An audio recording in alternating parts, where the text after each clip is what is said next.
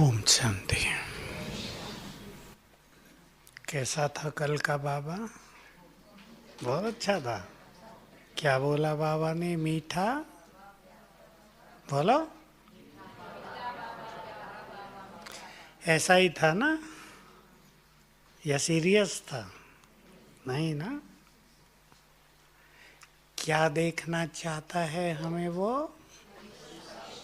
फरिश्ता।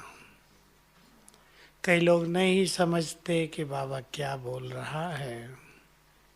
आते ही, जैसे ही बाबा आए, बाबा ने बोला भी, ये मुरली में आपने कैच किया होगा, बाबा ने सभी का फरिश्ता स्वरूप ही मर्ज कर लिया। साधारण नहीं, वर्तमान नहीं, संपूर्ण फरिश्ता स्वरूप।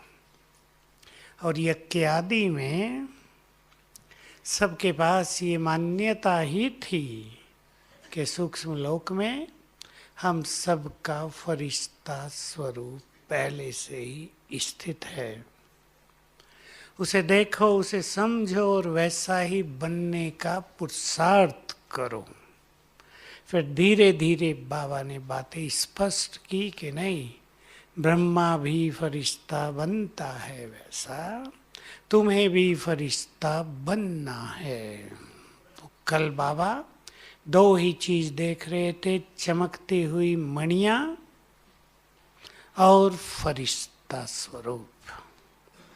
तो क्या है ये फरिश्ता स्वरूप? इसके लिए हम क्या अभ्यास करें, कौन सी धारणा अपनाएं? आज इस पे जरा चिंतन कर लेते हैं। आप सब चिंतन करना। गीत में भी कुछ बातें अच्छी आ गई हैं, आपने ध्यान दिया हो। फरिश्ता एक दो दिन पहले भी मुरली में आया। प्रकाश की काया, देह प्रकाश की। अब हमें स्थूल से सूक्ष्मता में जाना है। स्थूल है हमारा ये शरीर, और इसको सूक्ष्म बना देना है लाइट का। कैसे बनेगा? बोलो, कैसे बनेगा? देह भान को आत्मिक भान में बदल देना है। आ जाओ बहनों, आगे बहुत जगह, थोड़ा इधर हो जाओ बहनें, तो भरा हुआ नहीं दिखेगा, नहीं तो पीछे वाले भाइयों की साइड में भी आ सकते हैं। भाई अभी नहीं आएंगे, और आगे हो जाओ, आगे हो जाओ। तो हमें योग की अग्नि से, मैं एक सिंपल लैंग्वेज यूज करता हूं, योग की अग्नि से देह भान को गला देना है, ताकि हमारा शरीर रह जाए लाइट का शरीर। मोटी सी बात, स्थूलता है देह भान, देह अभिमान। इसके कारण सभी विकार हैं। फरिश्ता माना संपूर्ण निर्विकारी है। फरिश्ता माना जिसके मन में सबके लिए संभाव है। न कोई हिंदू, न मुस्लिम, न काला, न गोरा, न बड़ा, न छोटा, न मेल, न फीमेल। सबकी ये जो दृष्टि है हमारी, और दृष्टि कौन है, इससे ऊपर ये फरिश्ता है। सभी को ये ख्याल रहे, इस शरीर में प्रकाश का शरीर सदा ही है, सूक्ष्म शरीर सदा ही है। आत्मा केवल नहीं चलाती शरीर को, किसके साथ चलाती है? सूक्ष्म शरीर के साथ। देखो, जो आप में से डॉक्टर बैठे हों, वो सिखाते हैं और जानते हैं सभी, इस शरीर में 5 चीजें निरंतर बहती रहती हैं, चलती रहती हैं। उसमें वायु भी है, गैसेज, उसमें एनर्जी भी है, इलेक्ट्रिसिटी भी है, ब्लड भी है, ये सब निरंतर बह रहा। पानी भी है, इसको भोजन कहेंगे। ये 5 चीज निरंतर प्रवाहित हैं हमारे शरीर में। मैंने कईयों से पूछा है एनर्जी क्या है, मेरी एक आयुर्वेदिक डॉक्टर से बात हुई, उसने बताया ये 5 चीज़ें शरीर में बहती रहती है। मैंने उनसे पूछा ये एनर्जी क्या है? इसका एक राइट उत्तर किसी के पास नहीं है। बोलो क्या है ये एनर्जी?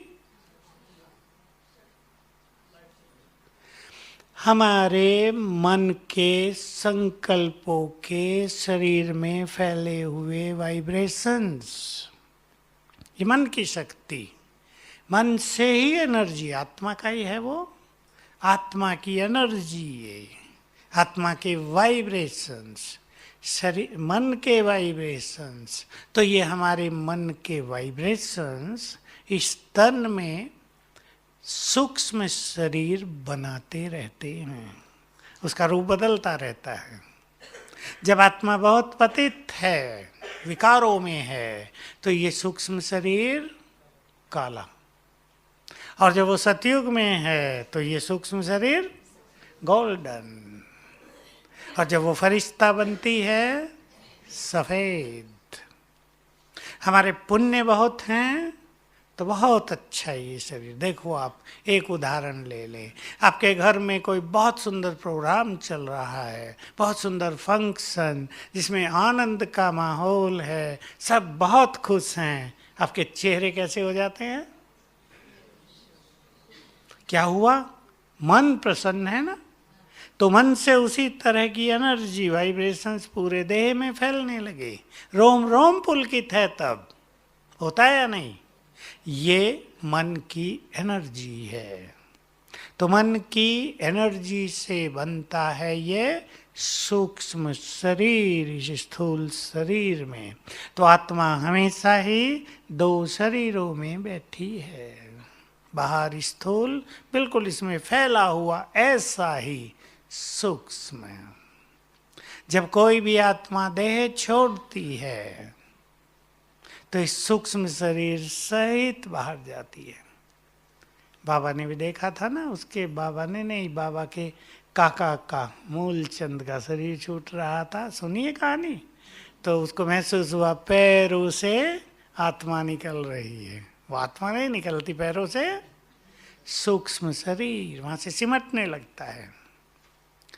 तो और भी सूक्ष्म बात सुन लें आप, देह और आत्मा के बीच इंटरेक्शन, संपर्क इस सूक्ष्म शरीर के माध्यम से होता है। डॉक्टर तो कहेंगे बहुत सारी नर्व फैली हुई हैं शरीर में, मैसेज उनसे जाता है, पर उनसे पहले मैसेज मन का सूक्ष्म शरीर के द्वारा पहुंचता है। तो ये गहरा कनेक्शन रहता है हमारे स्थूल शरीर का सूक्ष्म शरीर से। तो आत्मा निकलेगी, देह छोड़ेगी, सूक्ष्म शरीर बाहर आ जाएगा। इसलिए आपने सुना होगा, कोई बताते हैं हम तो ऊपर से सब कुछ देख रहे थे। आत्मा होगी तो देखेगी नहीं, सूक्ष्म शरीर में रहती है। गर्भ में प्रवेश करेगी तो सूक्ष्म शरीर में। इसलिए एक जन्म के संस्कार, रोग, मानसिक कमजोरियां, ब्रेन की कमजोरियां दूसरे शरीर में भी ट्रांसफर हो जाती हैं। ये गति बहुत सूक्ष्म है, अब की मेडिकल साइंस से ऊपर है, उनके पास इसका ज्ञान नहीं है कुछ भी। तो हमें फरिश्ता बनना है। थोड़ी देर के लिए हम चिंतन करें, जरा अभी मेरे साथ करो। स्थूल शरीर हमारा हट गया, क्या बचेगी? आत्मा सूक्ष्म शरीर में विराजमान है, ये फरिश्ता स्वरूप। अब इस फरिश्ते स्वरूप को हमें परफेक्ट बनाना है, ताकि ये किरणें जो हमसे फैलती हैं, ताकि जो हमारा फरिश्ता स्वरूप है वो वाइट हो जाए, गोल्डन भी नहीं, वाइट। अब क्या है फरिश्ता? 5-7 इसके लक्षण निकाल लें, ताकि हम सबको फरिश्ता बनने के लिए उन धारणाओं को जीवन में लाने की इच्छा रहे, संकल्प रहे। हमें पता हो फरिश्ता बनना है तो ये धारणाएं अपनानी हैं। बोलो 5, 7, 8। पहली, बहुत लाइट रहना। ठहरो ठहरो, बहुत लाइट। लाइट माना हल्के,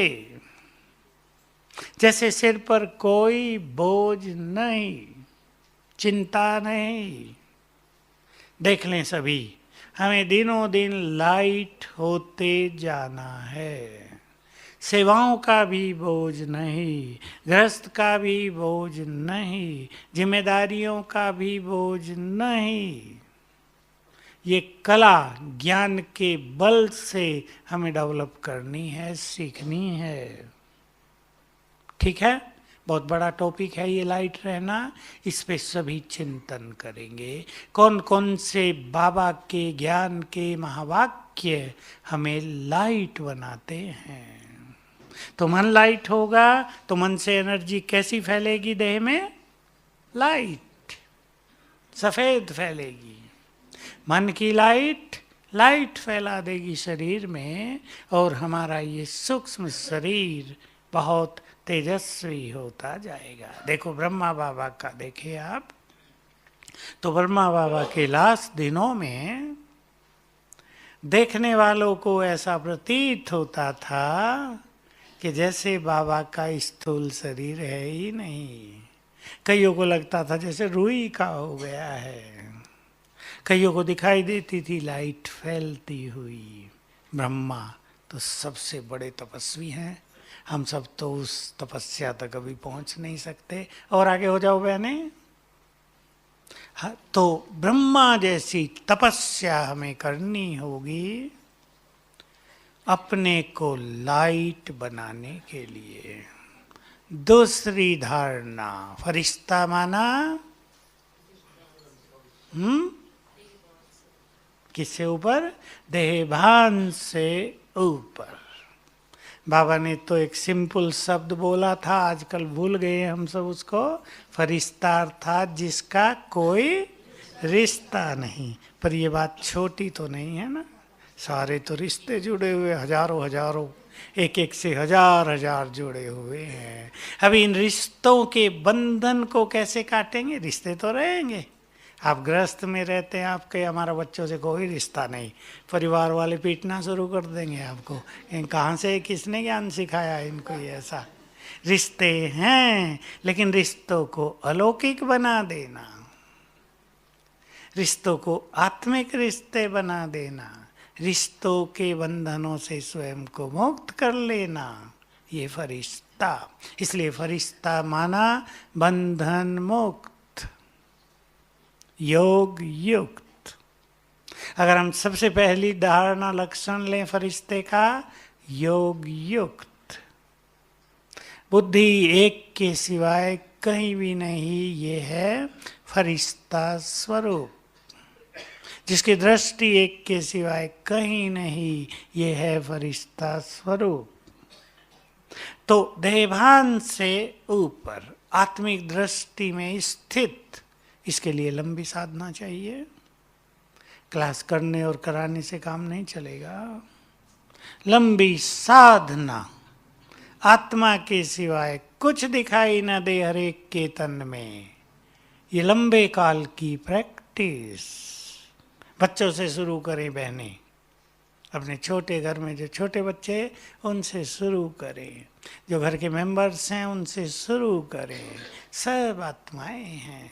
बहुत सुंदर साधना है। इससे मन आनंदित भी होगा और हमारे व्यर्थ संकल्प भी समाप्त।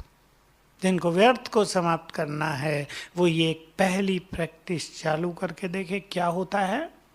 मन जब आनंदित रहने लगता है तो व्यर्थ स्वतः ही समाप्त हो जाता है। मन खाली है तो व्यर्थ ज्यादा है।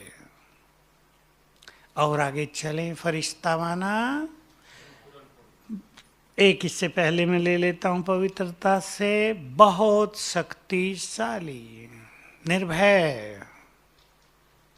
क्योंकि देहभान भय पैदा करता है कहीं ना कहीं, और भय का बीज मृत्यु का भय होता है। लेकिन जब हम इससे ऊपर उठ गए, आत्मा, आत्मिक दृष्टि, तो ये भय भी खत्म, और मास्टर सर्वशक्तिवान की फीलिंग से पावरफुल बन जाएं, सर्वशक्तिवान से शक्तियां लेकर बहुत पावरफुल बन जाएं।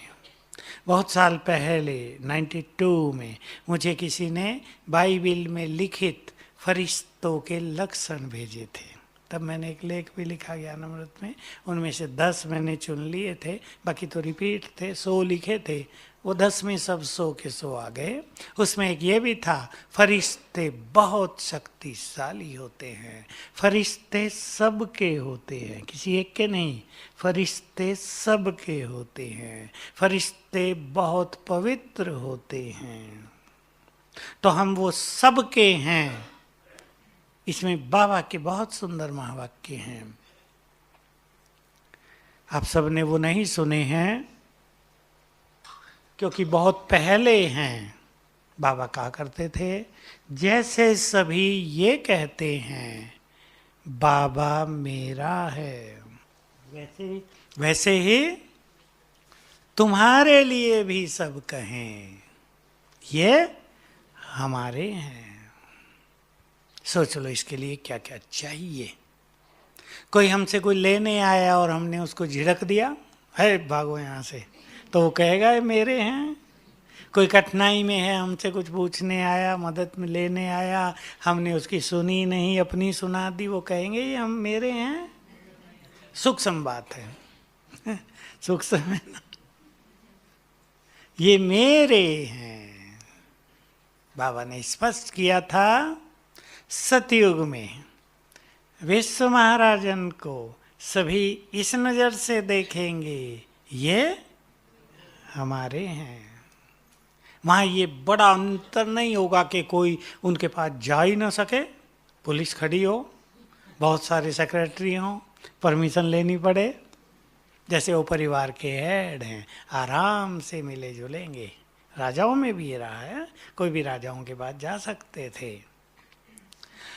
तो फरिश्ते सबके होते हैं, फरिश्ते बहुत शक्तिशाली होते हैं। ये तो एक एक टॉपिक एक एक बड़ी क्लास के लिए है। शक्तिशाली बनने के लिए हमें क्या करना पड़ेगा? पहले क्या छोड़ना पड़ेगा? व्यर्थ। जो व्यर्थ संकल्पों में रहते हैं वो शक्तिशाली नहीं बन सकते, उनकी सारी शक्तियां नष्ट होती रहती हैं साथ साथ। जो मोह में भी बहुत रहते हैं वो भी शक्तिशाली नहीं बन सकते, उनकी शक्तियों का दायरा सिमट कर रह जाता है। जिनमें मैंपन बहुत है वो भी शक्तिशाली नहीं बन सकते। परसों मुरली में थी ये बात। कोई कहेंगे हमने इतनी सेवा की फिर भी हमारा पद छोटा सा, याद है अव्यक्त मुरली? क्योंकि निर्माण और निर्माण का बैलेंस नहीं रहा। मान के लिए सेवाएं की, सेवाओं से अभिमान आ गया। आनी चाहिए थी नम्रता, आ गई कटुता, अहंकार बढ़ गया, तो नंबर डाउन होता गया।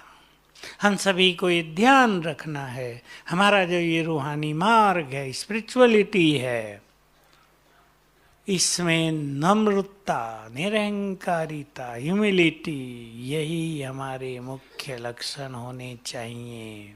अगर ज्ञान योग के मार्ग पर चलकर भी किसी में अहंकार बढ़ जाए तो सच्चे शब्दों में तो वे ज्ञानी योगी हैं ही नहीं, वो सेवाधारी सर्विसेबल भी नहीं हैं। इसलिए हम अपना लक्ष्य बना लें, तभी हमारी सेवाएं बहुत सफल होंगी, बहुत सफल होंगी। जितनी नम्रता, जितनी निरहंकारिता, जितनी मृदुता, हमारी शक्तियां उतनी ही जमा होती जाएंगी और हम बहुत शक्तिशाली बनते जाएंगे। अनेक अव्यक्त मूल्यां संतुष्टता पर भी चली हैं। फरिश्ते संतुष्ट होंगे या इधर उधर देखेंगे, यहाँ से ये मिल जाए, यहाँ से ये? विजन बनाओ फरिश्तों का, वो देखेंगे इधर उधर कि अभी कुछ मिला नहीं, रह गई कमी, ये और मिल जाए तो आनंद आ जाए। होगा ऐसा? नहीं। संपूर्ण तृप्त आत्मा, ये हैं फरिश्ते। तो हमें शक्तिशाली बनना है, बहुत संतुष्ट भी, निरंकारी भी। अब है संपूर्ण पवित्रता। फरिश्ते माना संपूर्ण पवित्र, क्योंकि उनका इस धरा पर आगमन, उनकी उपस्थिति इस संसार को पावन बनाने के लिए ही तो है। याद है पिछली बात? यहाँ हम चर्चा कर चुके हैं। 8 घंटा योग मुरली थी ना। क्या करते हैं 8 घंटे के योगी? बोलो क्या होता है उनसे? भूल गए इतनी जल्दी? पवित्रता और शांति की किरणें फैलती हैं। वही बाबा के सबसे ज़्यादा सहयोगी हैं। उनके द्वारा ही सेवा बहुत होती है। और जो योगी नहीं हैं वो सेवाओं के पीछे भागेंगे और योगियों के पीछे सेवा भागेगी। तो हम सभी अब संपूर्ण पवित्रता पर बहुत ध्यान दें। ये हमारा श्रृंगार है। इस पे खूब अच्छी चिंतन चर्चा होनी ही चाहिए, क्योंकि हम सबका सब्जेक्ट है संपूर्ण पवित्रता, जिसमें कोई गंदे स्वप्न भी नहीं, जिसमें व्यर्थ संकल्प भी नहीं, जिसमें देह का आकर्षण भी नहीं। बहुत सुंदर साकार मुरली की परिभाषा है, एक के सिवाय किसी की याद न रहे तब तुम्हें कहेंगे संपूर्ण पवित्र। और गुह्य महावाक्य है, बाप तुम्हारी समर्पणता तभी स्वीकार करता है जब तुम संपूर्ण पावन बन जाते हो। साकार मुरली से है ये। संपूर्ण पवित्र, बहुत सुंदर डेफिनेशन बाबा ने दी संपूर्ण पवित्रता की। ये अव्यक्त में है। संपूर्ण पवित्रता का अर्थ केवल व्यर्थ से मुक्त होना ही नहीं, बल्कि साधारण संकल्पों से भी ऊपर श्रेष्ठ स्वमान में स्थित आत्मा संपूर्ण पवित्र है।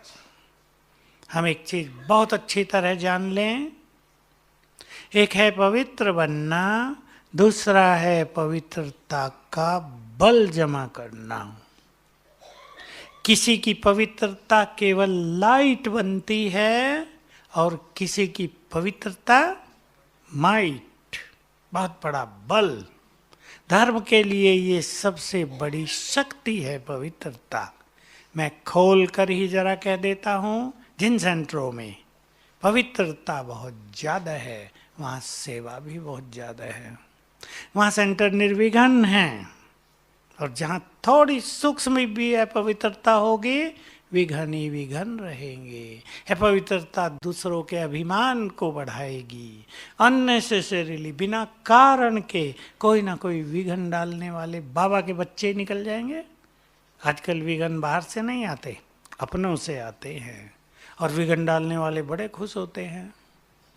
देखे आपने ऐसे लोग बड़े खुश होते हैं। हम भी कुछ हैं, दिखा दिया इस बहन जी को। ये सब बहुत बड़ा ज्ञान है। बहन जी को क्या दिखाएंगे? ऊपर वाला देख रहा है ना, ये क्या कर रहे हैं।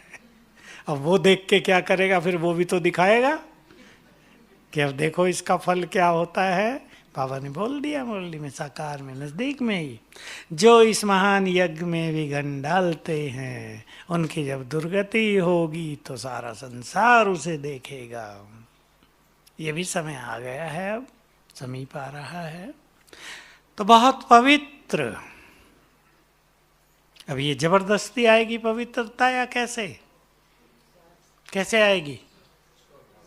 प्रेम से नहीं आएगी, ये पवित्रता आएगी योग बल से। योग बल से ही तो आत्मा में पवित्रता का बल आता है। अब एक व्यक्ति का आप उदाहरण लें। एक व्यक्ति, बाबा का बच्चा, बहुत अच्छा पवित्र है। उसने जीवन में किसी को हाथ भी नहीं लगाया, अपने मन को भी अच्छा रखा है, लेकिन वो योग नहीं करता। योग थोड़ा थोड़ा करता, वो किसी को कष्ट भी नहीं देता। वो स्वीट है, निर्मल है, बहुत अच्छी धारणाएं है ना। ऐसे बाबा कई बच्चे भोले, बहुत अच्छे, ऐसे आत्माएं बहुत अच्छी हैं, तो उनकी पवित्रता का प्रकाश तो फैलेगा, लेकिन उनकी पवित्रता यज्ञ के लिए बल नहीं रहेगी, धर्म के लिए बल नहीं बनेगी। क्लियर है ना? हम अपनी पवित्रता को शक्ति बना दें, न केवल हमारी शक्ति, लेकिन इस महान यज्ञ के लिए शक्ति, धर्मों के लिए शक्ति। हम सभी पूर्वज हैं, हमारी पवित्रता का प्रवाह सारे संसार में फैलता है। एक माता है जो बहुत पवित्र है, लेकिन बच्चों में मोह बहुत है, तो उसके पास भी पवित्रता के साथ बल नहीं रहेगा। उसकी पवित्रता है अच्छी, उसको व्यर्थ भी खत्म हो गया, सब कुछ ठीक हो गया, लेकिन मोह रह गया। तो ये सूक्ष्मता हमें ध्यान में रखनी है। इसलिए आत्मिक दृष्टि को बढ़ाते चलें। एक प्रैक्टिस, अशरीरी होने की प्रैक्टिस को बढ़ाते चलें, ताकि कर्मेंद्रियां शीतल होती जाएं। कर्मेंद्रियों को शीतल ऐसे ही तो नहीं किया जा सकता। ब्रह्मा बाबा के लिए एक बात और मुझे याद आ गई, ये भी मुरली से है, किसी ने कैच की हो, कि बाबा शिव बाबा बोल रहे थे, मैंने जैसे ही इनके तन में प्रवेश किया पहली बार, तो इन्हें अपनी शक्तियां देकर इनकी कर्मेंद्रियों को शीतल कर दिया, क्योंकि रोज अब मुझे इनके तन में आना था। तो ब्रह्मा बाबा को बहुत सारी पवित्रता की शक्ति शिव बाबा ने प्रदान कर दी, क्योंकि उनके तन को यूज करना था। तो हमें अशरीरीपन, आत्मिक दृष्टि, बहुत अच्छा स्वमान, पांचों स्वरूपों का अभ्यास, पांचों स्वरूप ही पवित्र है ना, और योग, इन सब पर बहुत ध्यान देना चाहिए।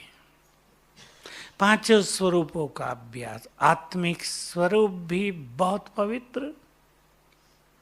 याद दिला दूं आपको एक मुरली की जो पवित्रता पे चली है।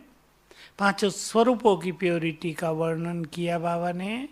तुम आत्माएं जब परम धाम में हो तो तुम्हारा प्रकाश अन्य आत्माओं के प्रकाश से बहुत ज्यादा है, और तुम बाप के समीप हो।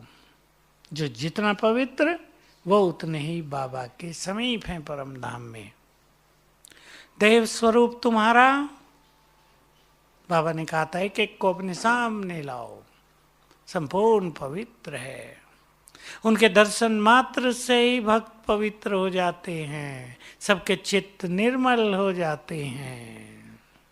पूज्य स्वरूप, इष्ट देव देवियां संपूर्ण पवित्र, ब्राह्मण पवित्र बन रहे हैं, फरिश्ता संपूर्ण पवित्र।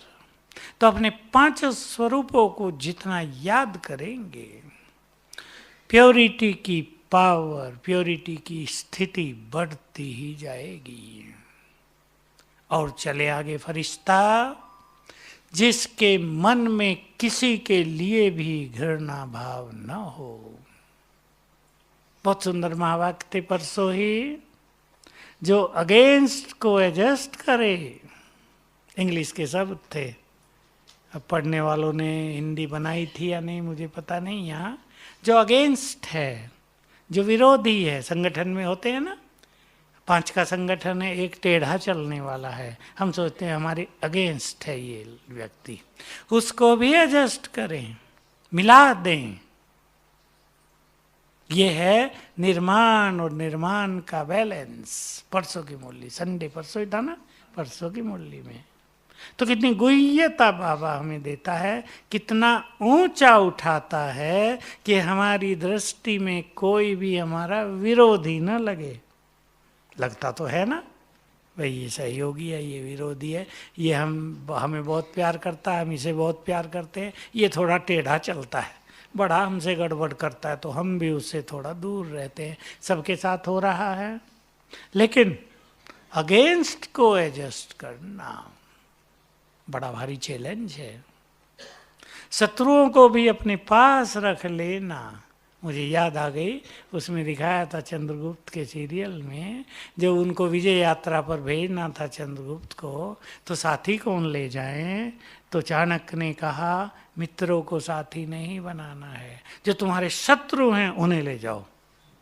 बहुत चंद्रगुप्त परेशान, शत्रुओं को कहीं मुझे ही मरवा दें। उन्होंने कहा नहीं, इन शत्रुओं को तुम्हें मित्र बना लेना है। और जब उसने उन्हें मित्र बनाया तो वो उसके ऐसे मित्र बन गए जो राज दिलाने तक वो उसके साथ ही रहे। तो बाबा भी हमें ये कला सिखाते हैं। तो सबके लिए प्रेम, शुभ भावनाएं चेक करेंगे सभी, अच्छी तरह चेक करना है, बहुत इंपॉर्टेंट है। हमारे मन में किसी के लिए भी नफरत न रहे, सब अच्छे लगे, सब धर्मों के लोग भी अच्छे लगे, आत्माएं, पड़ोसी भी अच्छे लगे। लगते हैं पड़ोसी अच्छे? या कूड़ा रोज हमारे घर में डालते हैं, बड़े खराब लोग हैं। भारत में ये बहुत काम करते हैं, विदेशों में तो नहीं कर सकते। यहाँ तो तंग करने के लिए अपना कूड़ा उनके वहाँ दीवार से फेंक दिया। लेकिन अगर हम शुभ भावनाएं रखते हैं तो ये सब बदल जाता है, सब बदल जाता है। मैं माताओं को एक बात बहुत सिखाता हूँ, अगर किसी को यहाँ वो समस्या हो सीख लें।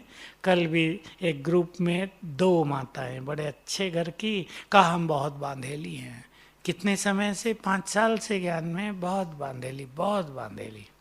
मैंने उन्हें कहा ये गीत गाना बंद कर दो जरा क्योंकि जो तुम बार बार सोचते हो उसका निर्माण होता है ना। मैं बंधन में हूँ, मैं बंधन में हूँ, तो बंधन कड़े होते जा रहे हैं। मैंने कहा सवेरे उठते ही 7 बार याद करना, मैं मास्टर सर्वशक्तिवान हूँ, बंधन मुक्त हूँ। अपने पति को आत्मा देखकर, ये आत्मा मेरी पूर्ण सहयोगी है, गुड फ्रेंड है। बहुतों के अनुभव हैं, सब कुछ बदल गया। एक मास में सब कुछ बदल गया, 15 दिन में सब कुछ बदल गया। जो बंधन डालते थे, घर से बाहर नहीं निकलने देते थे सास ससुर, उन्होंने कहा चलो हम छोड़ के आते हैं, कार में बैठा के सेंटर छोड़ के आते हैं। ये भी बहुतों की कहानी बन गई है। हमारे संकल्प ही तो सब कुछ निर्माण कर रहे हैं ना। हम बार बार वही संकल्प, बाबा मैं तो आपकी बांधेली बच्ची हूँ। बाबा कहेगा तथास्तु, बांधेली रहो। अब भला बाबा को ये सुनाने से क्या होगा कि बाबा हमें प्यार करे थोड़ा, लेकिन अकेला प्यार ही तो पर्याप्त नहीं है ना। प्यार बाबा कर भी ले, लेकिन हम बंधन में रह रहे, वो उठने भी ना दें, हमें मुरली सुनने न जाने दें, तो बाबा के प्यार से तृप्त हो जाएगी आत्मा। प्यार एक चीज है जिसने हमें जगा दिया, लेकिन उसके आगे बहुत चीजें हैं ना। तो अपने संकल्पों को सभी चेक करें। रोज सवेरे संकल्प कर लिया करें, मेरे चित्त में संसार की हर आत्मा के लिए बहुत स्नेह है। संसार के सभी लोग मेरे गुड फ्रेंड हैं। मैं पूर्वज सभी के लिए मेरे मन में सद्भावनाएं भरी हैं। रोज अपने को ये संकल्प देने से जो निगेटिविटी है, ऐसी वैसी बातें मन में भरी हैं, वो समाप्त हो जाएंगी। पसंद है ये बात? ये हम सबको करते रहना है। फरिश्ते की तो बहुत सारी बातें हैं, लेकिन एक अभ्यास रोज सबको करना है। अपने को भी देखना है उस स्वरूप में, दूसरों को भी उस स्वरूप में देखना है। क्योंकि जिस स्वरूप में हम दूसरों को देखते हैं, उस स्वरूप हमारा भी निर्माण होने लगता है। हम देहभान से दूसरों को देख रहे हैं तो देहभान बढ़ रहा है। आत्मिक नज़र से देख रहे हैं तो अशरीरीपन होना सहज हो रहा है। दूसरों को फरिश्ता देखेंगे तो हम भी फरिश्ते सहज बनेंगे। एक चीज़ और इसके साथ, अब हम प्रैक्टिस पर आ रहे हैं। अपने संपूर्ण फरिश्ते स्वरूप का एक चित्र अपने सामने बना लिया करें। थोड़ी दूरी पर कैसा है मेरा संपूर्ण फरिश्ता स्वरूप। आपके सामने कोई दीवार हो, उस पे मन से चित्र अंकित कर दें। कैसा होगा? बिल्कुल ऐसा ही शरीर जैसा हमारा, लेकिन बहुत प्रकाश फैल रहा है उससे। और इतना प्रकाश फैलने लगा कि उस प्रकाश में जैसे वो शरीर भी दिख नहीं रहा है अब, लेकिन फैल रहा है प्रकाश। और मस्तक में आत्मा चमक रही है। आत्मा को अलग चमकता देखें, गोल्डन कलर में देख लें, और शरीर से वाइट किरणें, सफेद प्रकाश फैलता हुआ। ये है मेरा संपूर्ण फरिश्ता स्वरूप, बंधनों से मुक्त, धरती के आकर्षण से ऊपर अर्थात देभान से ऊपर, सबको संदेश देने वाला, संपूर्ण पवित्र, लाइट, डबल लाइट। ये है मेरा स्वरूप। बन सकता है ना चित्र? फिर ये स्वरूप देखें धीरे धीरे मेरी ओर बढ़ रहा है और मुझ में समा जाता है। रोज एक बार तो कर ही लेना चाहिए, सवेरे शाम कभी भी 2 बार करें और अच्छा। बिल्कुल इजी। ये साधनाएं हम सबको करनी है, इसलिए एकांत बहुत जरूरी, बहुत आवश्यक होता है हमारे लिए। नेक्स्ट प्रैक्टिस जो हमें इसके लिए करनी है, सूक्ष्म लोक में अपने को ले चलना है। फील करना है मैं ऊपर हूं। कैसे ले चलेंगे? सोचने की जरूरत नहीं कि फरिश्ता बने फिर ऊपर चले, इसमें तो आप बन ही नहीं पाएंगे। जैसे मैं आपसे पूछूं, अभी हम सब यहाँ बैठे हैं, चल के नीचे बाबा के रूम में बैठ जाओ 1 सेकंड में, अभी बैठेंगे ना? तो जैसे ही हम अपने को बाबा के रूम में देखते हैं ना, तो हमारा फरिश्ता स्वरूप वहाँ निर्मित हो जाता है। ऐसे ही 1 सेकंड में हम अपने को देखेंगे सूक्ष्म लोक में, आकाश के ऊपर, बस मैं वहाँ हूँ। हो गया काम, इतना ही है। ज़्यादा कुछ सोचना नहीं, फरिश्ते बनकर जाएं, ये सोचें वो सोचें, कुछ नहीं। मैं आकाश के ऊपर हूँ। ये सूक्ष्म लोक है, फरिश्तों की दुनिया। फिर सामने देखें ब्रह्मा बाबा, उनके मस्तक में शिव बाबा, बिल्कुल डिवाइन एंजल, फरिश्ता, तेजस्वी। जितना अच्छा और तेजस्वी स्वरूप उनका देख सके वो देखें। देखने में बहुत आनंद आएगा। रंग बिरंगी किरणें फैल रही हैं बाबा से, बहुत तेजस्वी गोल्डन प्रकाश फैल रहा है, बहुत आकर्षक। मस्तक में महाज्योति है। बस यहाँ बाबा से अच्छे अनुभव करें। बाबा से रास भी कर सकते हैं, गले मिल सकते हैं। बाबा का वरदानी हाथ मेरे सिर पर है, ये बहुत अच्छा अनुभव करें। बाबा दृष्टि दे रहे हैं, तिलक लगाकर वरदान दिया। एक बार कम से कम रोज, ये एक बार का अनुभव भी बहुत आनंद देने वाला हो जाएगा। ठीक है ना? इजी है, बिल्कुल इजी है। ये हमारी साधनाएं हैं जो योग के हिस्से हैं, जो हमारे पावरफुल योग को, बीज रूप योग को भी सरल बना देते हैं। अगर हम ये अभ्यास करते रहें तो बहुत इजी हो जाता है। अब नेक्स्ट बात, सारा दिन, कुछ दिन ये धुन लगा के देखें, कल लगा के देखें, आज अब से सोने तक, और कल, कि मुझे 100 बार अभ्यास करना है, मैं पवित्रता का फरिश्ता हूँ। इसको डिवाइड कर लें, इसको बांट लें कि अभी सोने तक 25 बार करेंगे, केवल रिपीट करेंगे। सवेरे उठते ही 25 बार कर लेंगे, जब तक योग में आके बैठे हैं, मैं पवित्रता का फरिश्ता हूँ, बंधन मुक्त हूँ, इस धरा से ऊपर हूँ, लाइट का शरीर है। थोड़ा सा चिंतन आवश्यक होता है। भोजन खाते हुए 10 बार करेंगे, चाय दूध पीते 5-5 बार करेंगे, पानी जब भी पिएंगे 2-3 बार करेंगे, स्नान करते हुए 10 बार करेंगे, जो जो सेवाएं हैं उसमें जोड़ लो। तो एक सिंपल सी प्लानिंग कर लें, इतनी बार हम सारे दिन में ये अभ्यास करेंगे। 3 दिन करें, मैं 3 दिन इसलिए कहा कि बहुत दिन करने से कभी कभी मन उस चीज़ से ऊब जाता है, जरा वो चेंज चाहता है, चेंज कर लें, फिर 2-4 दिन के बाद शुरू करें। तो पुरुषार्थ की अपने पास कोई सुंदर प्लानिंग अवश्य होनी चाहिए। बिना प्लानिंग के ही चलते रहना, इसे कहीं भी हम नहीं पहुंचते। प्लानिंग, आज हम ये अभ्यास करेंगे। बल्कि जो टीचर बहने मुरली सुनाए, उनको मुरली से ही, मुरली में रोज कुछ ना कुछ अभ्यास की बातें आती हैं, और नहीं तो वरदान में, स्लोगन में तो होती ही हैं। आज भी था ना, विघ्न विनाशक बनना है तो शक्ति संपन्न बनो। बहुत सुंदर चिंतन का विषय है। ऐसी कोई बात अपनी बुद्धि के लिए, मन के लिए, प्रैक्टिस के लिए रख लेनी चाहिए। उससे एक तो हम व्यर्थ से मुक्त रहेंगे, दूसरा हमारा योग सहज होता जाएगा। जितनी प्रैक्टिस बढ़ेगी योग सरल हो जाएगा। जो लोग ये सोचते हैं हमारा योग नहीं लगता, क्या करें, बहुत आते हैं मेरे पास, क्या करें योग नहीं लगता। बहुतों के 2 ही प्रश्न रहते हैं, उनमें माताएं ज़्यादा हैं। योग नहीं लगता, व्यर्थ बहुत चलता है भाई जी, क्या करें, व्यर्थ बहुत चलता है, विधि बताओ। मैंने कहा कि इंजेक्शन बना जाएगा जल्दी, सबको एक एक लगा दिया जाएगा, किसी को व्यर्थ नहीं चलेगा। भला व्यर्थ को कोई जबरदस्ती थोड़ा ही बांधा जा सकता है।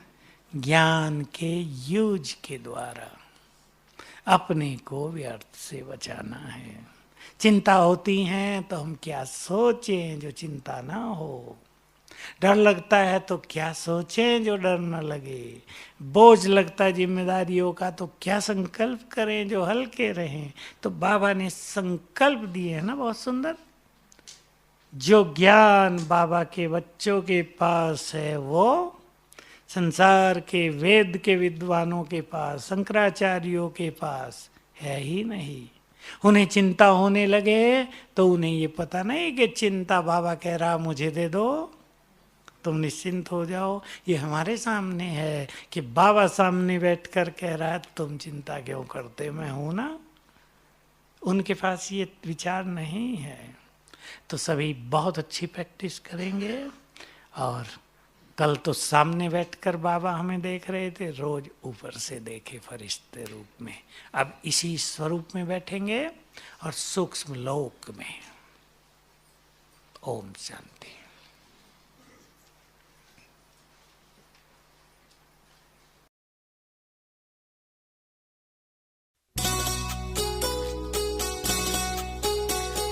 बाबा हमारा दिल चाहे रहे हम आपके साथ, यही हमारा दिल चाहे, चाहे दिन हो चाहे